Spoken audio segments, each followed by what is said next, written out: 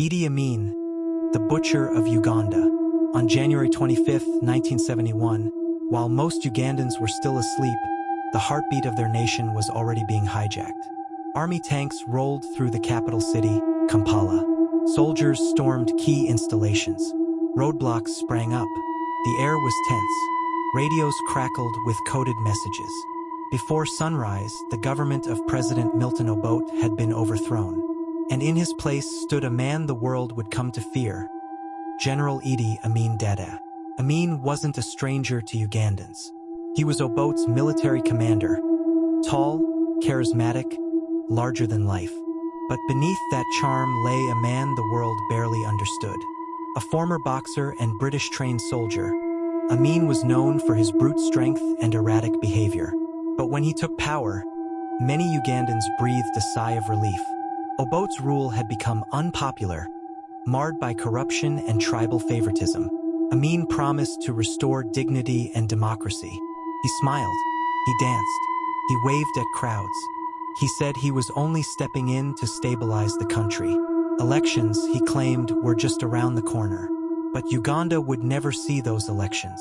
Instead, the country was pulled into one of the darkest chapters in African history. A chapter written in blood, silence, and terror. Idi Amin's early days in power were filled with fanfare. He released political prisoners, attended church services, and paraded himself as a man of the people. But behind closed doors, a different Idi Amin was emerging. One obsessed with loyalty, one haunted by suspicion, one who would soon turn on the very people who welcomed him with open arms. In just weeks, Amin began purging the army. Officers suspected of being loyal to Obote were arrested, tortured, and executed. He installed soldiers from his own Kakwa ethnic group into key positions. Tribalism returned with a vengeance. Loyalty wasn't just expected, it was demanded. Soon, the State Research Bureau, Uganda's secret police, became a household name. Not for protection, but for terror. Anyone could be accused.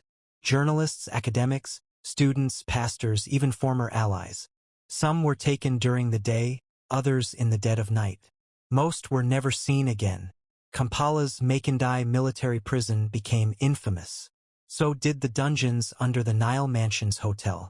Torture was routine.